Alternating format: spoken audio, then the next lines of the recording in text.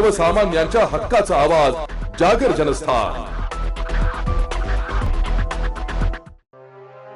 अंबळनेर बाजार समितीत हरभराची आवक वाढली आहे। 7,100 क्विंटल एका दिवसाला आवक। अंबळनेर येथील बाजार समितीत शेतकऱ्यांनी शेतमाल विक्रीसाठी मोठी गर्दी सुरू केली आहे। दिनांक 25 रोजी हरभऱ्याची आवक 7,100 क्विंटल पर्यंत होती। खरीप पिके हातातून गेल्याने मका, हरभरा, ज्वारी, दादर, तूर आदी पिकांची काढणी सुरू झाली आहे।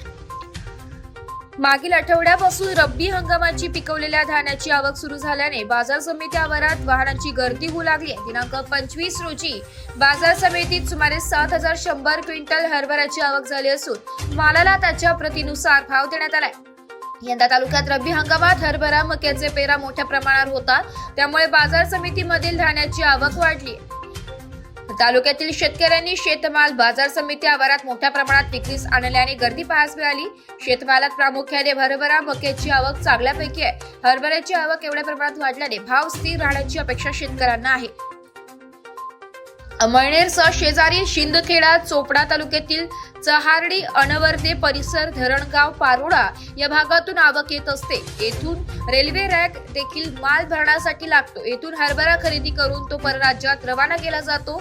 त्यातून कोट्यावधीची उलाढाल व्यापाऱ्यांची यातून होत असते।